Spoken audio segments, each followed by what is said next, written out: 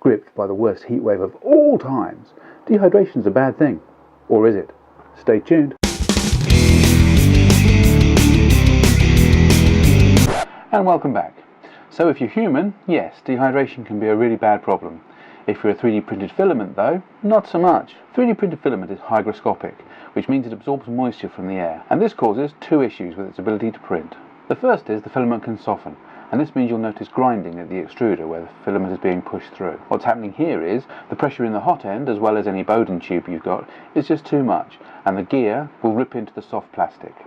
The second issue will be a bad surface finish that looks like under extrusion, combined with a characteristic popping or hissing as the filament is coming out of the nozzle. What's happening here is that the moisture wants to boil at 100 degrees centigrade.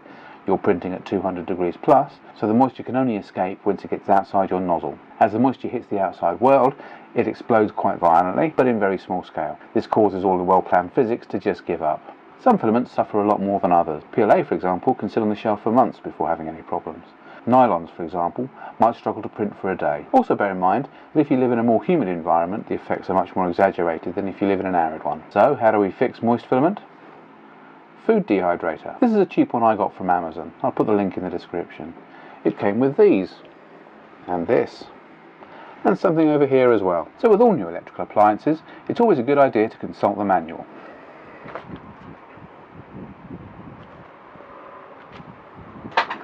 And what we've learned is this is a temperature control that goes between 35 degrees centigrade and 70. That's about 6 to 400 Fahrenheit. Over here we have a power switch. It doesn't get any simpler than that.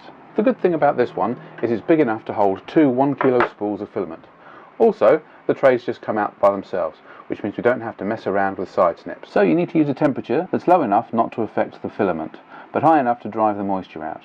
For PLA this is about 45 degrees centigrade, but for PETG it's around 65, and leaving it on overnight is generally a good idea. Once your filament's dry, what can you do with it? Well, for PLA you can probably put it back on the shelf, but for other materials you'll probably want to put it in a dry box, like this. This one has a seal on the inside to make it airtight, but that's not necessarily that important. What is important is you put a lot of desiccant in the bottom. These come in bulk online, or you can use colour changing ones that tell you when it's time to recycle the desiccant. If you're using these, you'll probably want a little indicator. I'm quite looking forward to see what colour azure is when this one wears out. The good thing is, they all go in here as well. That's about it for Tuesday's Tool du Jour. I hope you've enjoyed it. If you have, thumb it up. If you haven't, thumb it down and let me know what I can do in the comment. If you haven't already, don't forget to subscribe, and also ring the bell as well so you know when I produce new content. Thanks for watching.